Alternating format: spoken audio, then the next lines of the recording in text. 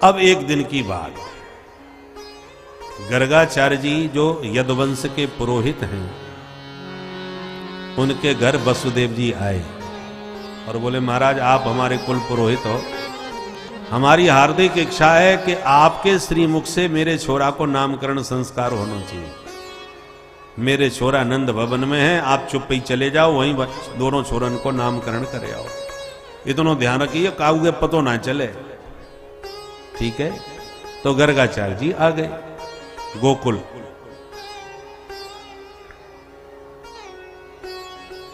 नंद बाबा ने देखते ही स्वागत किया। अहो भाग्य हमारे, आप जैसे संत पधारे, आओ आओ महाराज, स्वागत है आपको। जोरदार स्वागत किया।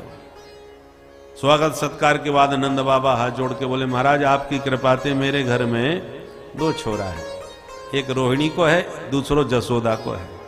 पर महाराज जसोदा के लाला ने जब से जन्म लियो है, यहाँ के ऊपर आए दिन कोई ना कोई आफत आ रही है।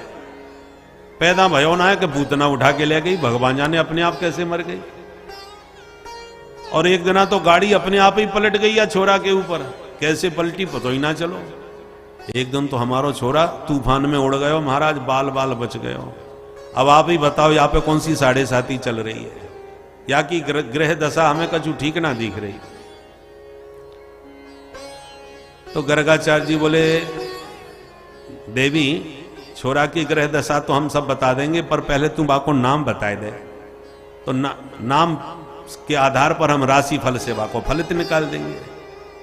मैया बोली महाराज मैंने तो अब कछु नाम ना धरो।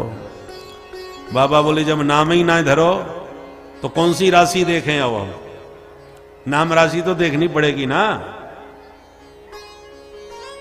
बाबा बोले तो एक काम करो महाराज, आप ही कछु नयो नाम धर दो, आज ठीक ठाक नाम आप ही रख दो।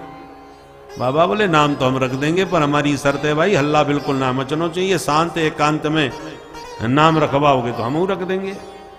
ठीक है महाराज, एक काम करो आप गौशाला में बैठ जाओ, मैं छोरा लेके आ जाऊं, आप चुप ही नाम धर के चले जाइए, काऊ पतो ना चले। ठीक है, तो गर्गाचार्य जी गौशाला में लगा आसन बैठ गए। नंद बाबा ने भीतर खबर करी, अरे मेहर भाग्य खुल गए हमारे, बड़े भारी विद्वान, मथुरा मंडल में इन जैसो पंडित कोई ना मिलेगो। महाराज गर्गाचार्य जी पधारे और सुन काउगे पतो ना चलना चाहिए, महाराज जी की आज्ञा है, चुप ही नाम रखेंगे। तुम अपने छोरन को, तुम दोनों अपने अपने छोरन को लेके आ जाओ, महाराज जी चुपचाप नाम रख के जाएंगे। ठीक है महाराज। दोनों माताएं अपने अपने छोरन को श्रृंगार करके गोद में लेके चल पड़ी। चलते चलते रास्ते में रोहिणी बोली बहन जसोदा, या जसो पंडित कोई ना है, मैंने बहुत नाम सुन रहा को या पंडित को। जसोदा मैया बोली बहन तू कहे तो या पंडित की मैं कचूर परीक्षा लेके देखूं आज, कितना भारी पंडित है, तू कैसे परीक्षा लेगी। बोले एक काम कर, मेरे छोरा है तू ले ले, तेरे छोरा है मैं ले लूं, पक्को पंडित होएगो तो बताए देगो, और न बता पायो तो अपने आप समझ में आ जाएगा बाबा ऐसो ही खड़िया पंडित है। ठीक, तो दोनों माताएं अदला बदली करके छोरन की आ गई गौशाला में, और गर्गाचार्य जी के सन्मुख आके बोली महाराज जी दंडोत। बाबा ने जैसी आशीर्वाद देवे को हाथ उठायो, बाबा की दृष्टि नंद के लाला पर चली गई। जो लाला की आभा प्रभा शोभा का दर्शन किया तो गर्गाचार्य जी तो निर्निमेष नयनों से निरंतर निहारते ही रह गए। बाबा की आंखें खुली की खुली रह गई और भाव समाधि लग गई। अब मैया हाथ जोड़ के बैठी बैठी मन में सोच रही है महाराज जी बड़े ध्यान से छोरा को मोड़ो देख रहे हैं, मालूम पड़े माथे की कछु रेखा पढ़ रहे होंगे। मैया शांति से बैठी रही। जब बैठे बैठे 1 घंटा बीत गया और बाबा कछु ना बोले, तो मैया धीरे से बोली महाराज जी मुझे घर के और काम निपटाने हैं, आपने कछु नाम विचार कर ली हो तो बताए दो। अब बाबा हो तो बताएं। बाबा की तो लग गई प्रेम समाधि, भाव समाधि, ध्याता ध्यान ध्येय सब एक हो गए। अब मैया बार बार रोहिणी को इशारों करे, बहना देख तो सही है बाबा जी ये का है, न बोले न चाले न हिले न डुले न मटके न सटके, पलक भी न झपके।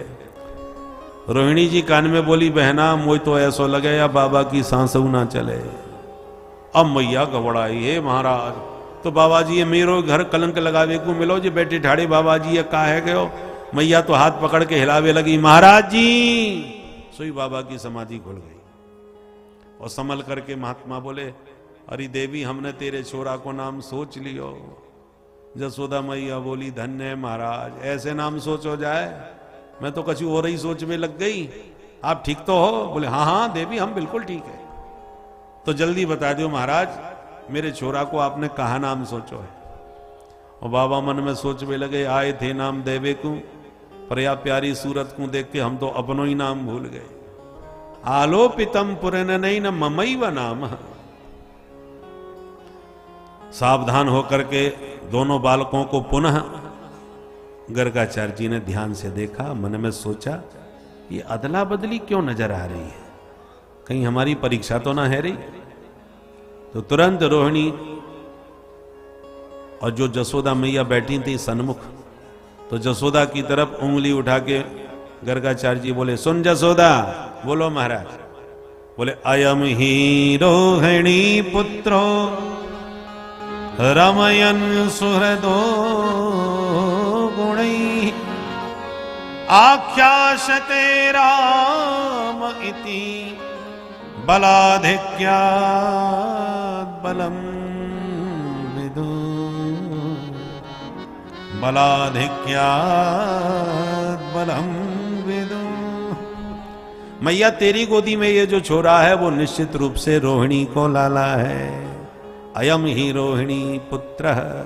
सुनते ही मैया मुस्कुरा के रोहिणी की तरफ इशारों कर भी लगी, बहना पक्को पंडित निकरो भाई, खड़िया पंडन बाबा ना है, जैसो नाम वैसो काम। और हंस के मैया बोली, हाँ महाराज जी आप बिल्कुल ठीक कह रहे हो, मेरी गोदी में जो लाला है ना वो रोहिणी को ही है, पर हम दोनों बहनें अपने छोरन में नेक कछु अंतर ना माने, मेरो होए के रोहिणी को। आप तो ये बताओ या को नाम का रखोगे? बाबा बोले, ये छोरा बड़े होकर के बहुत बलवान निकसेगो, इसलिए नाम रख रहे हैं बलराम। मैया मुस्कुराए, हाँ बड़ो सुंदर नाम है महाराज। अब या छोटू को नाम और बता दो। बाबा बोले, या के नामन की मत पूछे। बहुनी संति नामानि रूपाणी च सुतस्यते गुण कर्मानुरूपाणि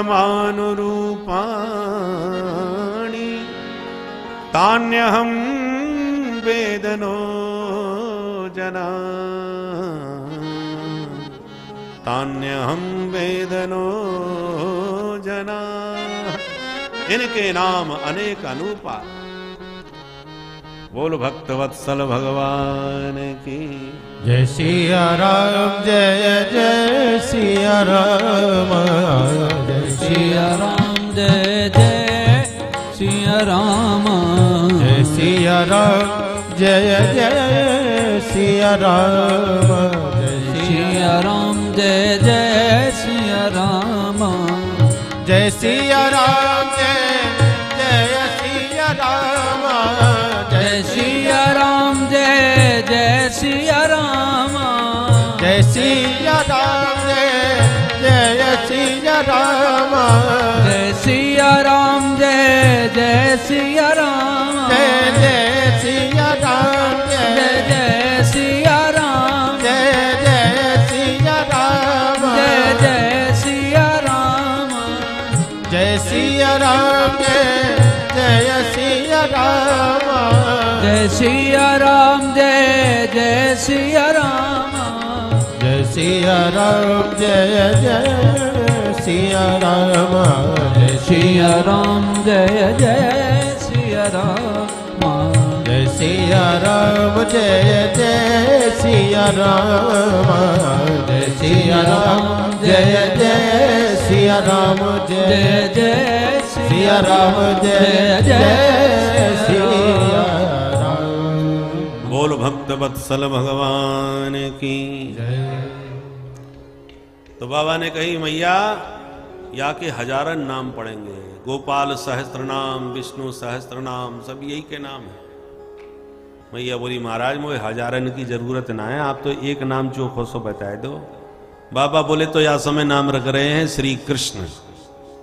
बोले कृष्ण को मतलब का होए? बोले करसती थी कृष्ण, जो सबको अपनी तरफ आकर्षित कर ले वाको नाम कृष्ण।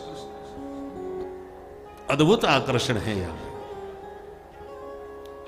मैया बोली बड़ो अच्छो नाम है, और बताओ महाराज आगे चल के ये कहा करेगा?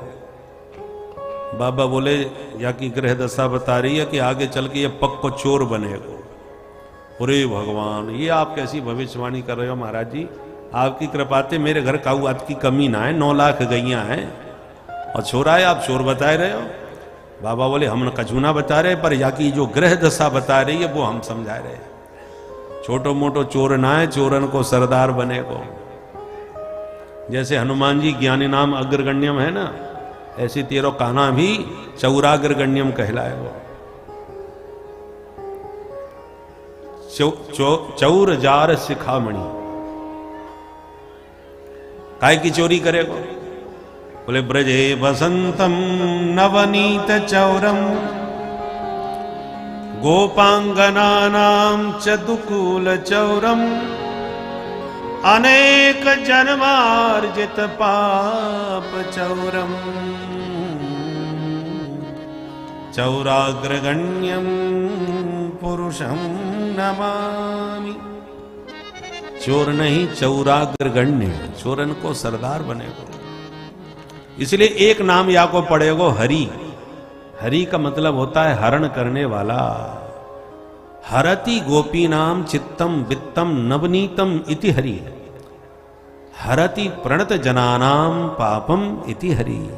जो प्रणत जनों के समस्त पाप हर ले बाको नाम हरि। मैया बोली बस बस, अब मुझे ज्यादा भविष्यवाणी ना सुननी महाराज, मैं नहीं तो सोच सोच के बाबरी है जाऊंगी। जैसो है सो ठीक है महाराज, आशीर्वाद दो आप तो। बाबा तो आशीर्वाद दे के लाला को छवि को हृदय में बसा के चले आए। मैया भीतर जाके बोली बहन महाराज जी विद्वान तो खूब हैं, पर नाम कछु टेढ़े मेढ़े धर दिए। अब कृष्ण कहवे में मेरी तो जीव ही लटपटा जाएगी। मैंने 2 नाम रख लिए, महाराज ने नाम रखे कृष्ण बलराम, मैंने नाम रख दिए कनुआ और बलुआ। सीधो सो नाम बोलवे में आराम। छोरन को चाहे कछु नाम धर लो, पर मैया एक लाड़ प्यार को अलग से नाम जरूर रखे। और प्यार का नाम अलग होना चाहिए और प्रसिद्ध नाम अलग होना चाहिए। कृष्ण की जगह पर कनुआ, कन्हैया, कान्हा, ये मैया के प्राइवेट नाम है घर के। और घर के नाम जब प्रसिद्ध हो जाएं तो फिर बदलना बड़ा मुश्किल होता है। बहुत से नाम सुनने में आते हैं, जैसे बबलू है, गुड्डू है, ये प्यार के नाम होते हैं। अब काऊ छोरी है बचपन में गुड़िया गुड़िया कह के बुलाओ तो बड़ो प्यारो लगे। पता चला गुड़िया नाम ही परमानेंट हो गया, प्रसिद्ध हो गया। भविष्य में वो छोटी सी गुड़िया जब बुढ़िया हो जाएगी और बुढ़िया दादी से कोई पूछेगा नाम, बोले गुड़िया, तो बुढ़िया के मुंह से गुड़िया नाम कितना अजीब सा लगेगा। इसलिए प्यार का नाम अलग, प्रसिद्ध नाम अलग। किसी का नाम मुन्ना, किसी का नाम गुड्डू, किसी का नाम बबलू। अब ये सब प्यार के नाम हैं। प्रसिद्ध नाम अलग होता है भाई, प्यार का नाम अलग है, पर वो प्यार के नाम से ही प्रसिद्ध हो जाते हैं।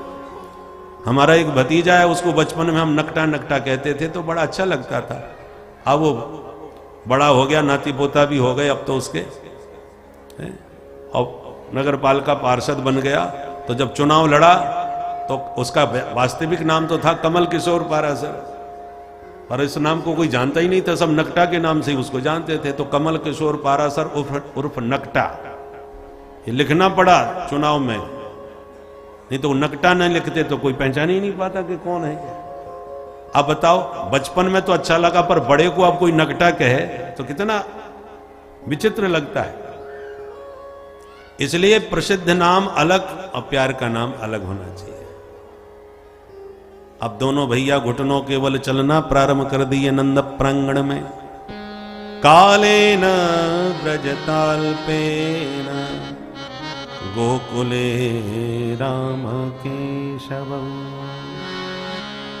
जानुभ्याम सह पाणिभ्याम रिंगमाणौ विजग्रतो। दोनों भैया घुटनों के बल चलने लगे। कभी गौशाला में घुस जाते हैं तो गाय के गोबर की मालिश पूरे शरीर में करने लग जाते हैं, पूरे गोबर गणेश बन जाते हैं। पर पंकांग राग रुचिरऊ, भगवान के अंग में कीचड़ लग जाए, गोबर लग जाए, कुछ भी लग जाए, फिर भी भगवान की सुंदरता में कभी कोई कमी नहीं आती। हम लोग अंग राग लेपन करके अपना श्रृंगार करते हैं, भगवान को तो गोबर कीचड़ जो लग जाए वही अंग राग का काम करने लग जाता है। सुंदरे किम न सुंदरम। कभी गायों के सींग से लटक जाते हैं, तो कभी बछड़ों के दांत गिरने लग जाते हैं, तो कभी चंदा मामा को मांगते मांगते मचल जाते हैं। ऐसे क्रीड़ा करते कन्हैया पैया पैया चलने लगे, घर के बाहर गलियों में विचरण करने लगे। एक दिन ग्वाल सखा बुलवाए, कन्हैया बोले ब्रजवासियों चलो आज कछु नयो खेल खेले। कौन सो? कन्हैया बोले चलो चोरी चोरी खेलेंगे। ब्रजवासी बोले दारी के हमें चोरी कर वो सिखाएगा तू? कन्हैया बोले हम रुपया पैसा चोरी की बात ना कर रहे भैया, तो अरे खाए पीवे की चोरी चोरी थोड़ी मानी जाए, माखन मिश्री खाएंगे। ब्रजवासी बोले तेरे घर में माखन की कमी पड़ गई जो चोरी करके खाएगो? कन्हैया बोले मेरे घर में कोई कमी ना है, पर या मधुमंगल और श्री दामाएं देखो सबके सब 1.5 हड्डी के हो रहे। और जब मैं पूछूं भैया कमजोर कैसे पड़ रहे हो, खावे पीवे ना मिले का, तो सब एक ही जवाब दें कि माखन तो हमारे यहाँ बहुत होए कन्हैया, पर सब मैया बेचे आवे और जो बचे वो खावे को मिले। बताओ कितनी गलत बात है। गैयन की सेवा करें हम ग्वाला और गोरस खावे ये मथुरा के लाला। ब्रजवासी बोले कन्हैया तेरी बात में तो दम है। अच्छा बोल कन्हैया तो कौन के घर चोरी करें? कन्हैया बोले आज पहले अपने घर में अभ्यास करो, घर में सफल होंगे तब दूसरे के घर चलेंगे। बच्चे चोरी करना पहले घर में ही सीखते हैं। पहले पिता की पैंट की जेब में से निकालेंगे, फिर मैया की गुल्लक से निकालेंगे, फिर अपने घर की अलमारी से हाथ साफ करेंगे, फिर तिजोरी साफ करेंगे, तब पड़ोसी का नंबर आएगा। तो सब ब्रजवासियों ने अपने अपने घर चोरी करी। कन्हैया ने कहा बोलो कैसे करी, तो सब अपनी अपनी कहानी सुनावे लगे। कछु सफल भय, कछु विफल भय, कछु पकड़े गए, कछु पिट के पहुंचे। तो जो पकड़े गए और पिट के आए वो कान पकड़ के बोले कन्हैया हम तो आज के बाद चोरी कबहू ना करेंगे। क्यों? बोले मैया ने पकड़ के जो हमारी पिटाई करी है आज, हमें तो नानी याद आ गई। कन्हैया बोले जा दारी के पहली बार चोरी करी और पिट के आ गयो, चल मैं सिखाऊं कैसे चोरी करी जाए। तो लाला आज के बाद हम तेरे ही संग में चलेंगे, तू जो कहेगा सो करेंगे। भगवान बोले तो एक काम करो अपनी एक मंडली बना लो। हाँ बनी बनाई मंडली है अपनी, तो अपनी मंडली को नाम का होना चाहिए। कन्हैया बोले अपनी मंडली को नाम होगा बाल गोपाल चौर विद्या प्रचार मंडल। सर्वसम्मति से मंडल बन गया, मंडलाध्यक्ष कन्हैया बन गए और घर घर में माखन चोरी प्रारंभ हो गई। बोल माखन चोर भगवान की जय। प्रभु ने माखन चोरी क्यों करी?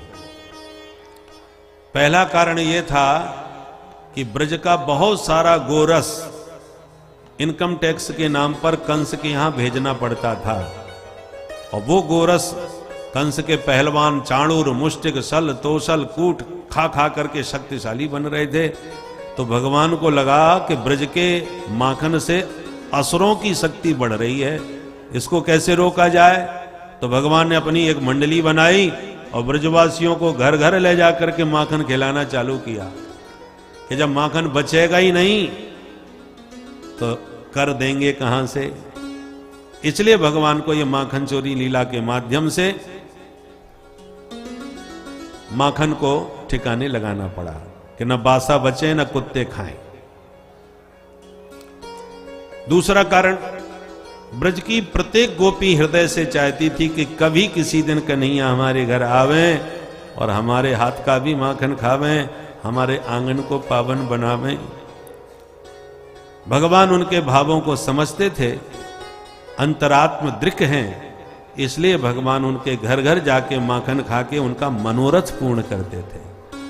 और जिस दिन भगवान किसी के घर न जाएं, माखन न खाएं, तो गोपियां परेशान हो जाती थी और सभी गोपियां मिलकर योजना बनाती थी कि बहन सुबह से शाम होवे को आए गई लाला के दर्शन ना भाई कहा करें।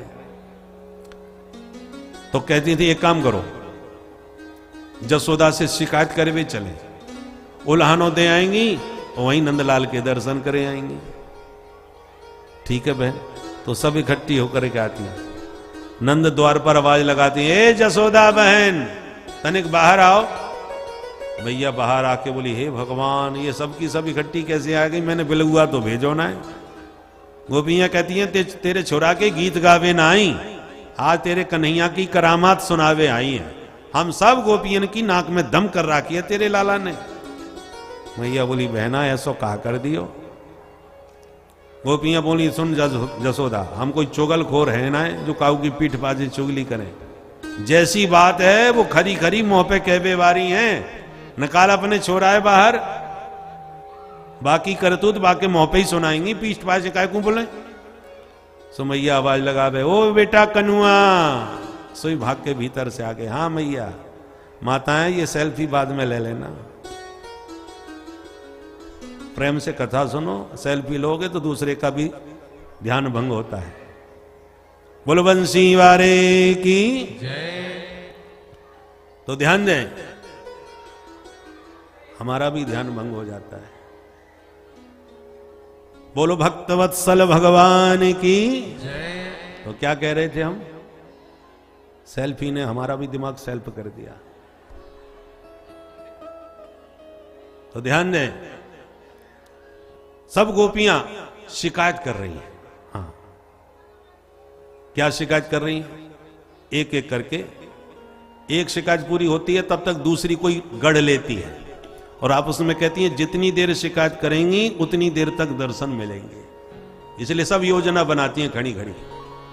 सुखदेव जी के शब्दों में सुनो, बोले बत्सान मुंचन क्वचिद समय क्रोश संजात हासः स्तेयं स्वादवत्यथिदधिपयः कल्पितैस्तेययोगैः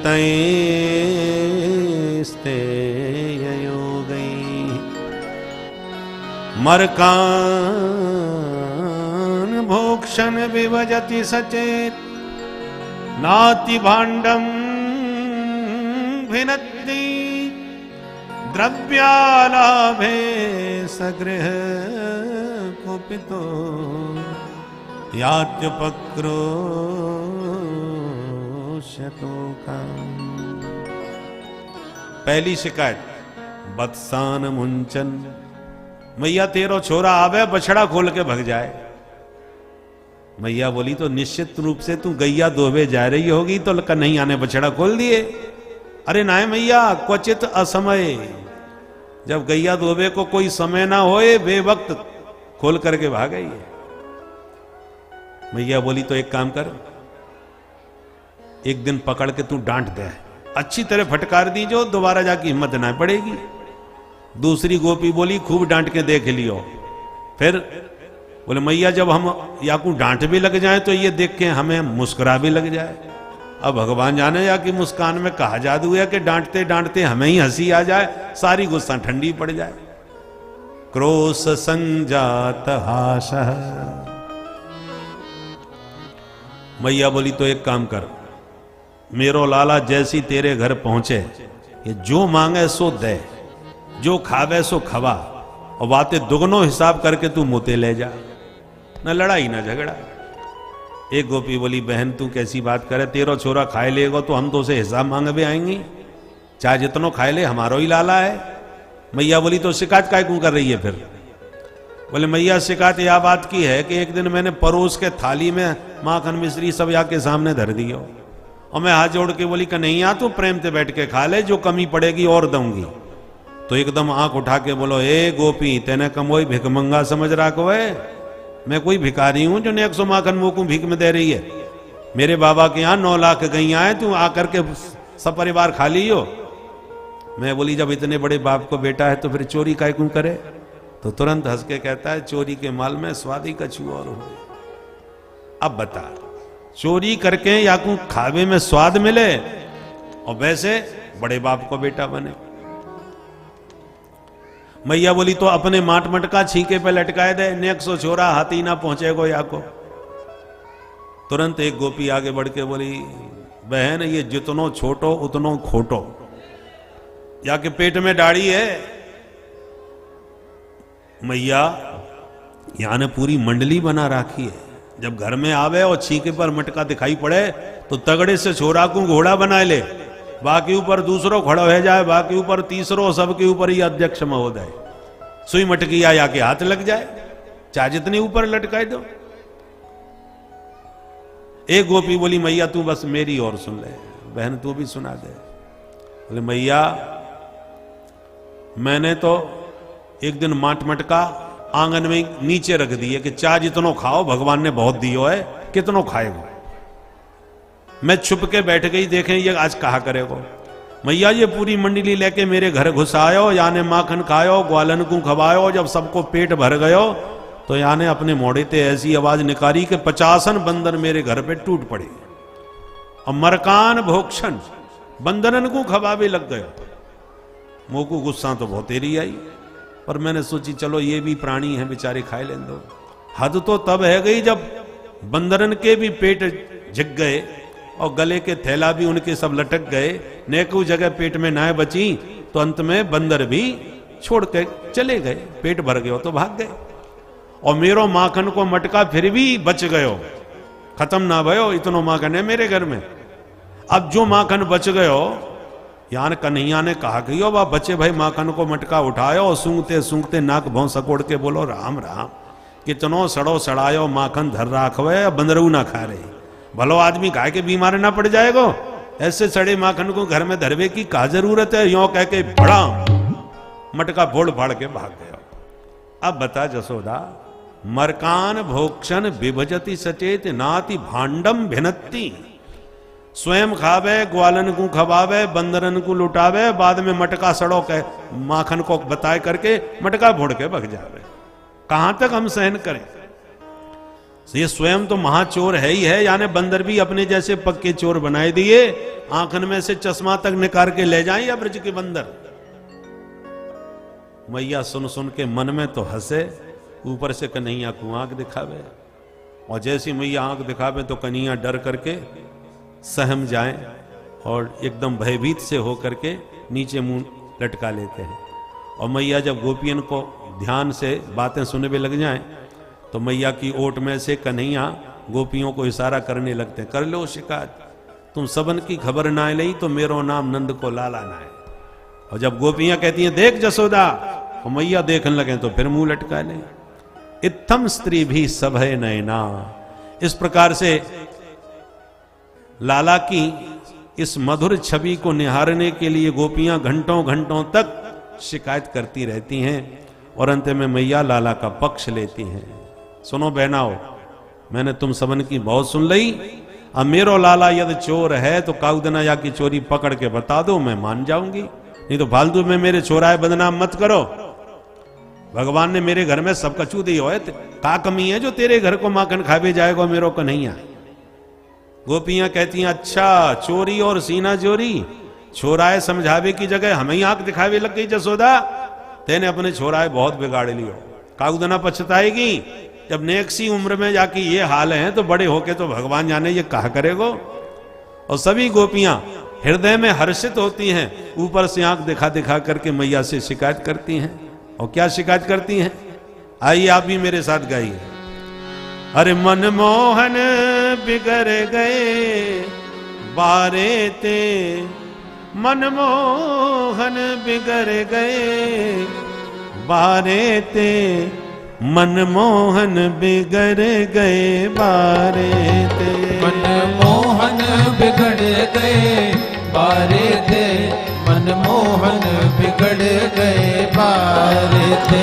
मैया जसोदा तेरे दुलारे ते, मनमोहन बिगड़ गए बारे ते। मैया यशोदा तेरे दुलारे से, मनमोहन बिगड़ गए बारे ते। ओ मनमोहन बिगड़ गए बारे ते। ओ मनमोहन कैसे बिगड़ गए बारे ते। थोड़े दूध दही के लाने, थोड़े दूध दही के लाने, थोड़े दूध दही के लाने, थोड़े दूध दही के लाने, कान्हा घर घर फिरत सकारे ते, कान्हा घर घर फिरत सकारे ते, मनमोहन बिगड़ गए बारे ते। हो कान्हा घर घर फिरत सकारे थे, मनमोहन बिगड़ गए बारे थे। ओ मैया जसोदा तेरे दुलारे ते, मनमोहन बिगड़ गए बारे ते। मैया यशोदा तेरे दुलारे थे, मनमोहन बिगड़ गए। जय हो।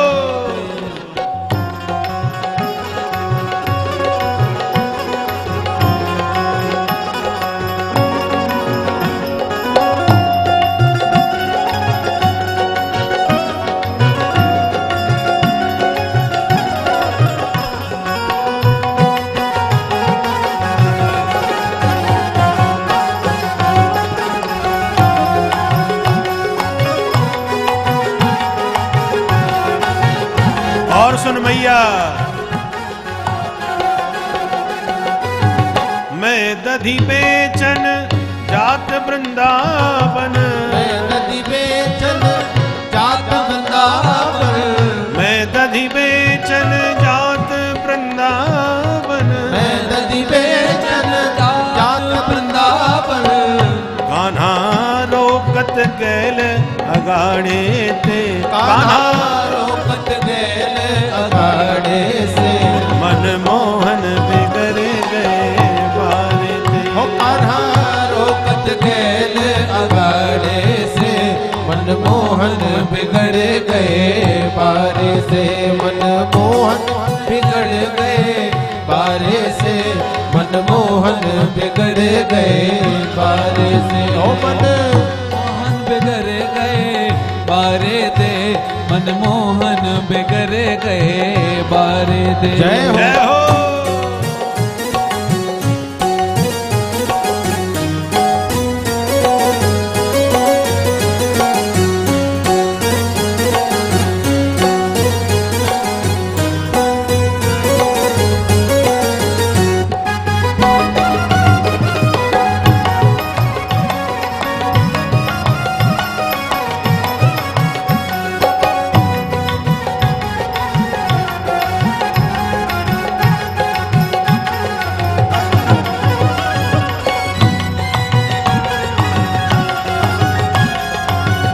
और सुन मैया, मटकी फोरी मेरी मैया मरोरी, मटकी फोड़ी मेरी मैया मरोरी, मटकी फोरी मेरी मैया मरोरी, मटकी फोड़ी मेरी मैया मरोरी, मैया मरोरी मेरी मैया मरोरी, मैया मरोरी मेरी मैया मरोरी, मैया मरोरी मेरी मैया मरोरी, मैया मरोरी मेरी मैया मरोरी, मटकी फोरी मेरी मैया मरोरी, मटकी फोड़ी मेरी मैया मरोरी, जाने चूनर फारी किनारे ते, जाने चूनर फारी किनारे ते, मनमोहन बिगड़ गए बारे थे। हो याने चूनर फाड़ी किनारे से, मनमोहन बिगड़ गए बारे से। ओ मैया जस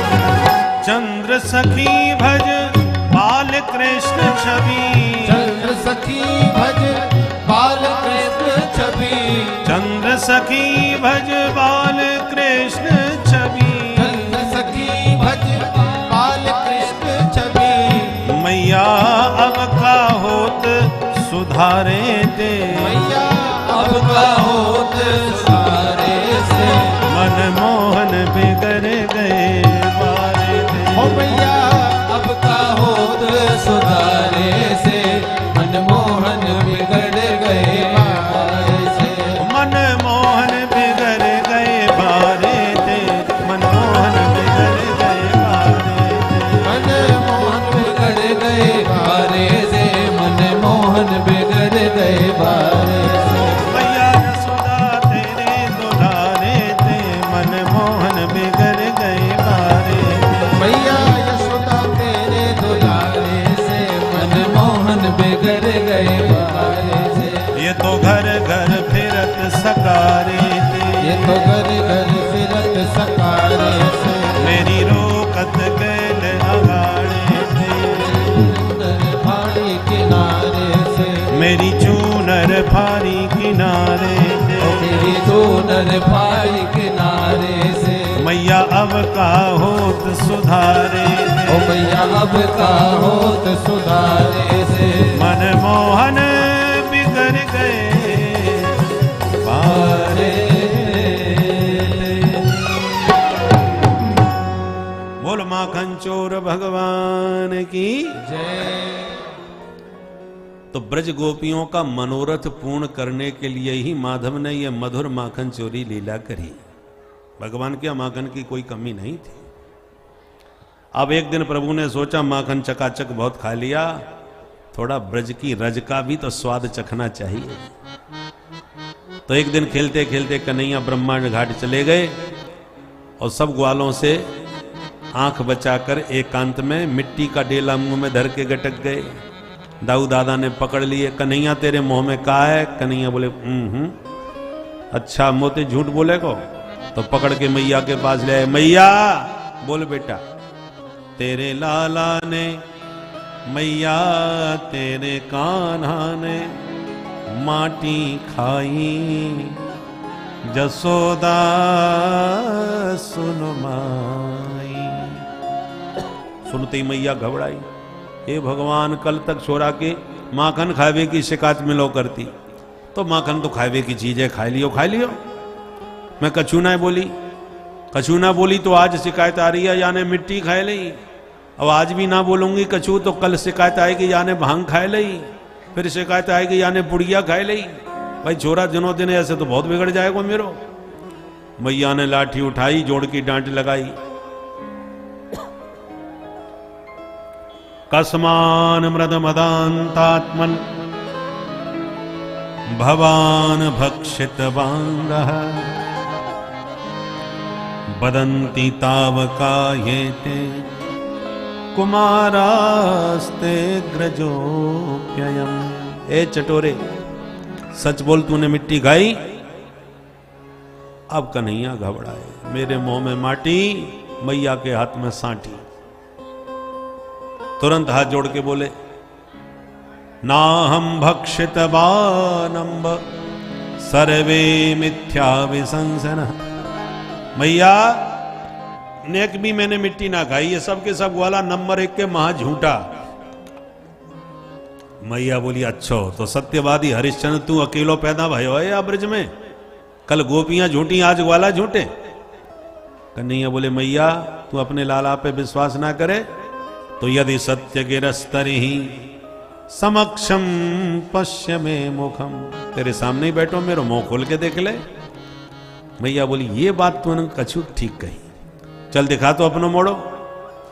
और जैसे प्रभु ने मुख खोला, भगवान की ऐश्वर्य शक्ति ने सोचा कहीं सचमुच सरकार की पिटाई ना पड़ जाए, तो तुरंत भगवान के मुख में वह भगवान की विराट शक्ति प्रकट हो गई और मुंह खुलते ही मैया को संपूर्ण ब्रह्मांड का दर्शन लाला के मुखार बिंद में होने लगा। बोल विराट भगवान की जय। नदी पर्वत बाग बगीचे वन वाटिका सूर्य चंद्र ग्रह नक्षत्र तारा मंडल सब कुछ लाला के मुख में मैया को दिखने लगा। मैया तो थर थर कांप गई और तुरंत हाथ जोड़ के चरणों में दंडोत प्रणाम करने लगी। कन्हैया ने हाथ पकड़ लिया, अरे मैया कहा कर रही है। भगवान ने माया को विदा कर दिया। मुंह बंद करके हंसते हुए बोले, मैया सच बता, मेरे मुंह में माटी दिखी? और मैया तो माटी की बात ही भूल गई। लाला तू माटी की बात करे, तेरे मोड़े में पूरा उत्तराखंड भरो पड़ो है। ऐसे नदी पहाड़ मैंने जिंदगी में ना देखे जो नेक से तेरे मुंह में दिख गए। अब कन्हैया बड़ी जोर से हंसने लगे, मैया तेरी बुढ़ापे की आंखें चकाचौंध खाई गई होंगी, अब तो तू मेरे नेक से मोड़े में हिमालय दिखने लग गए, ठीक से आंख साफ करके देख। अब मैया आंख मीड़ मीड़ के साफ करे और दोबारा देखा तो कन्हैया के मुख में कुछ भी नजर नहीं आया। भगवान ने सब गायब कर दिया। मैया ने लाला को छाती से लगाया, बेटा तूने बिल्कुल ठीक कही, भगवान जाने बुढ़ापे में कैसी कैसी बीमारी लग जाए। थोड़ी देर पहले मुंह को सच में नदी पहाड़ दिख रहे थे, अब कछु ना दिखे। यहाँ को मतलब मेरी आंख खराब है गई। सारी भगवत्ता को भूल गई मैया। लाला को गोद में लेके वही वात्सल्य स्नेह बरसाने लगी। बोल नंद के लाला की जय। नंद और जसोदा पूर्व जन्म के द्रोण और धरा नाम के वसु थे। कठोर तपस्या करके इन्होंने भगवान को गोद में खिलाने का वर मांगा था, इसलिए आज भगवान इनकी गोदी में खेल रहे हैं। अब आ गई दिवाली।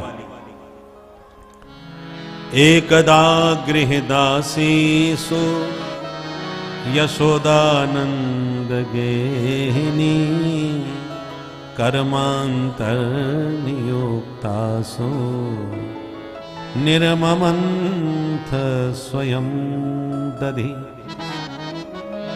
यानि यानि गीतानि तद्बाल चरितानि च दधि निर्मंथने काले स्मरन्ति तान्यगायत स्मरन्ति तान्यगायत। दिवाली के दिन मैया ने घर के दास दासियों को बाहर की सेवा में सफाई में लगा दिया, पर लाला के लिए स्वयं अपने हाथों से दधि मंथन करने लगी।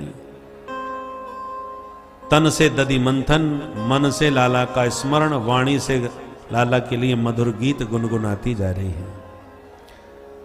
नींद खुली तो कन्हैया दौड़ के आए, मथानी पकड़ के बोले, मैया जोड़ की भूख लग रही है। तो मैया सब काम छोड़ के लाला को उठा के गोद में लेके अपना स्तन पान कर आने लगे। माँ का दुग्ध पीते कन्हैया बोले, मैया एक बात पूछूं? हाँ बेटा पूछ।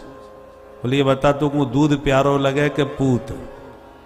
मैया बोली, बेटा तू कैसी बात करे, मुझे अपने पूत से ज्यादा प्यारो जगत में कछू ना लगे, दूध दही का चीज है तेरे सामने। कन्हैया बड़े खुश।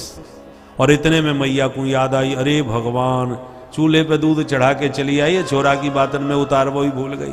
अरे बेटा मेरा दूध उफन गयो, दूध उफन गयो। पट से लाला को धरती में बैठायो और मैया भागी चूल्हे पर। कन्हैया के गाल भूल गए। अब वाली कह रही थी पूत प्यारो, और दूध को ध्यान आते पूते पटक के भाग गई। तो संजात कोपह स्फुरणा रुणा धर्म, भ्रकुटी टेढ़ी हो गई। उठायो पत्थर और जितने माट मटका दूध दही के थे धमाधम सबरे फोड़ दिए। अब जब दूध दही फैल गया, आंगन में कीच मच गई, तो कन्हैया को डर लगा, आज मैया ना छोड़े बेबारी है। तो झूठे ही रोने चालू कर दिए और रोते जा रहे हैं और बंदरों को बुला बुला के लौटाते जा रहे हैं, आओ आओ जल्दी से साफ करो, मेरे घर में भंडारो पाओ। उफनते दूध को उतार के जब मैया आंगन में आई और जो आंगन की हालत देखी, मैया मन में मुस्कुराई और सोचने लगी, देखो भाई गोपियन की शिकायत पर मैं ने को विश्वास ना करती, पर आज विश्वास है। जब आज यानी मेरे ही घर में मेरी ददिया सास के जमाने के कितने पुराने कारे कारे चिकने चिकने माट मटका सबरे 2 मिनट में फोड़ के बराबर कर दिए, तो औरन के घर में तो भगवान जाने ये का तांडव मचा तो होएगा।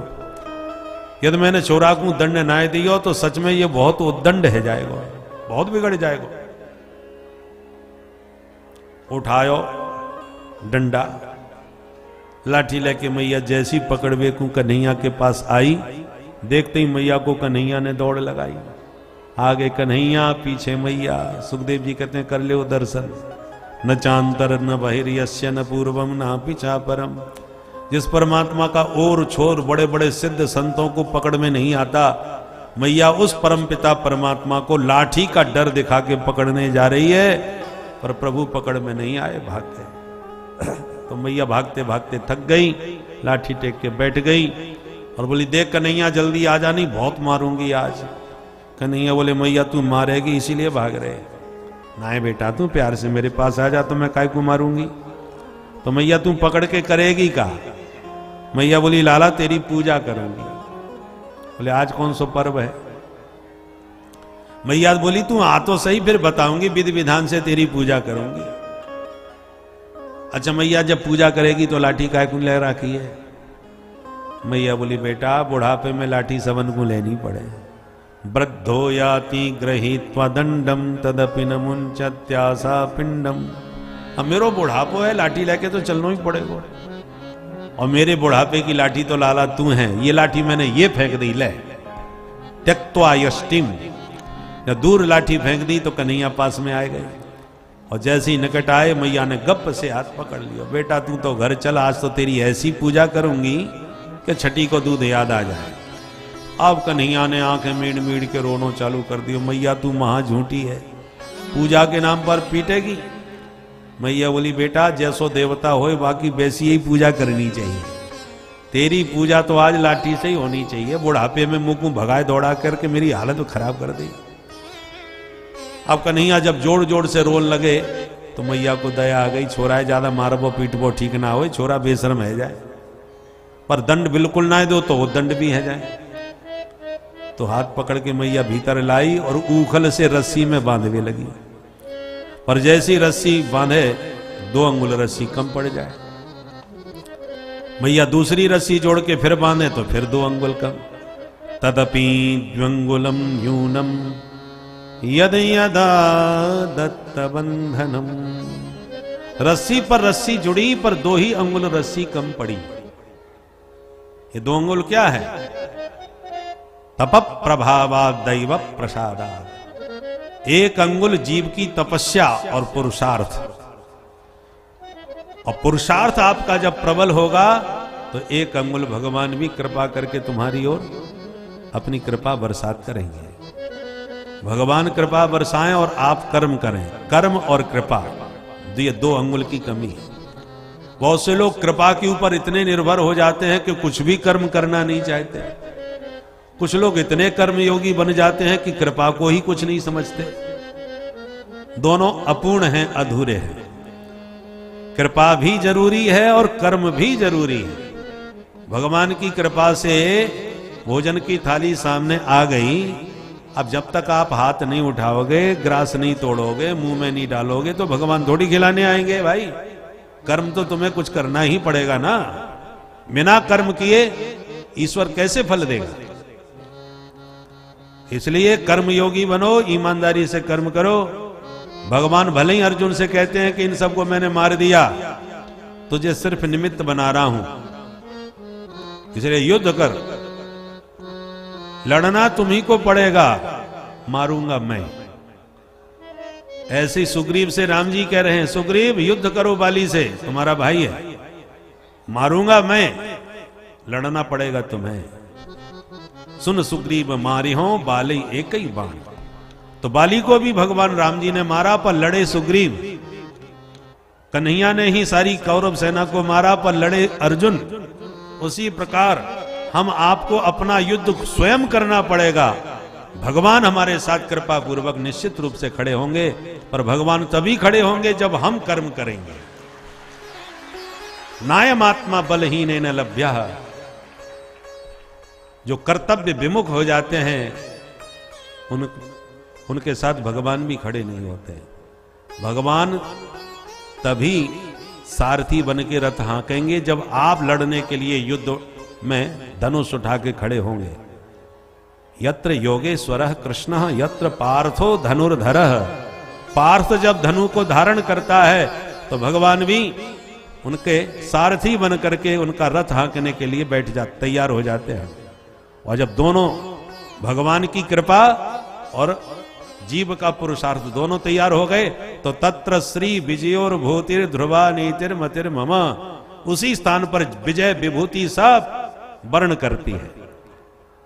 इसलिए कर्तव्य परायण बनो, अपनी जिम्मेदारियों को, राष्ट्र के प्रति आपका क्या कर्तव्य है, घर परिवार के प्रति, माता पिता के प्रति, बच्चों के प्रति, पत्नी के प्रति, सबके प्रति कर्तव्य आपके हैं और आपको सभी कर्तव्य निभाने हैं।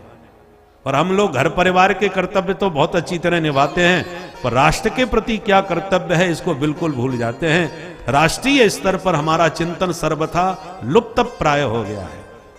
ये देश हमारा है, इस देश को हम जैसे घर की चिंता करते हैं ऐसे अपने राष्ट्र की भी चिंता हमें करनी चाहिए कि हम अपने राष्ट्र को ऐसे स्वस्थ हाथों में दें जिन हाथों में हमारा राष्ट्र पूरी तरह सुरक्षित रहे। ये हमारी जिम्मेदारी है। बहुत से लोग कहते हैं हम कर भी क्या सकते हैं, हम सामान्य आदमी। अरे भैया, सब कुछ हम ही करते हैं। आशीर्वाद का वोट तो हम ही देते हैं ना। हमारे दिए आशीर्वाद के वोट पर ही तो हम सब लोग सत्ता में पहुंचते हैं। तो जब तक हम लोग विवेकशील नहीं बनेंगे, और हम लोगों की स्थिति यह है कि एक बोतल पर और कुछ नोटों पर किसी को भी आप मोहर लगवा लो, थोड़े से स्वार्थ के लिए, छोटी सी स्वार्थ सिद्धि के लिए हम किसी को भी अपना आशीर्वाद दे सकते हैं, चाहे वो कितना भी कैसा भी हो। इसलिए याद रखिए, राष्ट्र की चिंता भी करना हम सबका कर्तव्य है। सनातन धर्म पर इस समय भगवान की बहुत कृपा बरस रही है। जो असंभव कार्य थे वो सब संभव होते चले आ रहे हैं, परंतु आपको भी अपनी जिम्मेदारी समझना होगा और सुरक्षित हाथों में राष्ट्र रह सके ऐसे हाथों को मजबूत करना होगा, तभी राष्ट्र हमारा स्वस्थ होगा, मजबूत होगा। बोल भारत माता की। इतिहास से शिक्षा लेनी चाहिए। इतिहास में जो गलतियां हमारे पूर्वजों से हुई थीं, उन गलतियों को हम दोबारा पुनरावृत्ति न करने दें, इसके लिए हमें सचेत और सावधान रहने की आवश्यकता है। एक बार भी कहीं चूक गए तो राष्ट्र रसातल में चला जाएगा। इतना विकास हुआ है, सब जहां की तहां पहुंच जाएगा। जैसे सांप सीढ़ी का खेल होता है ना, 99 तक पहुंच करके फिर पट्ट से नीचे आके गिरे, 90 के बाद फिर नीचे आके गिर गए। एक अजगर के मुंह में चले गए तो सीधे नीचे गए, और एक बढ़िया सीढ़ी पकड़ ली तो सीधे ऊपर चले गए। सांप सीढ़ी में यही तो होता है। अच्छे स्वस्थ हाथों में यदि राष्ट्र पहुंच गया तो पुण्य की सीढ़ी उसे ऊपर तो पहुंचा देती है, और दुष्टों के हाथ में राष्ट्र गया तो वो नाग खा करके फिर आपको नीचे की तरह वहीं की वहीं पहुंचा देगा। इसलिए हम सबको विवेकशील होकर के सुरक्षित हाथों में राष्ट्र को सौंपने का कर्तव्य निभाना चाहिए। कर्म हमारा स्वस्थ होगा तो कृपा भगवान की भरपूर होगी, इसमें कोई संदेह नहीं है। यही 2 अंगुल की कमी हमारे जीवन में है, कर्म और कृपा। कर्म हमारा, कृपा उसकी। 2 अंगुल की कमी है। मैया पसीना पसीना हो गई, चुटिया घुल गई, बाल बिखर गए, कपड़े अस्त व्यस्त हो गए, पर मैया ने बांधना नहीं छोड़ा। और सखियां हंस रही हैं, अरे जसोदा तेरे छोरा के भाग्य में बंधन लिखो ही ना है, ये ना बंध सके।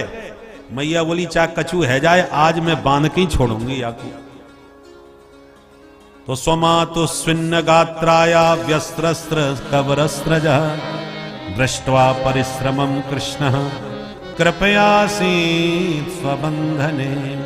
मैया का जब प्रबल परिश्रम प्रभु ने देखा तो भगवान को भी दया आ गई और तुरंत प्रभु ने अपना बंधन स्वीकार कर लिया।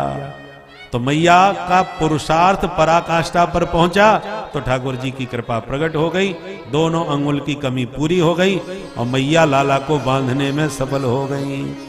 दाम माने रस्सी, उदर माने पेट, पेट में रस्सी बांध दी तो गोविंद का नाम पड़ गया दामोदर।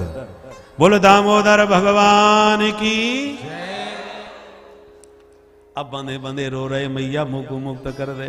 सुखदेव जी कहते हैं, परीक्षित, सारे संसार को मुक्ति देने वाला आज अपनी मुक्ति के लिए मैया के सामने रो रहा है। यशोदाया परम नास्ति देवता चेति में मति यस्या उलूखले बद्धो मुक्ति दो मुक्ति मिक्षति।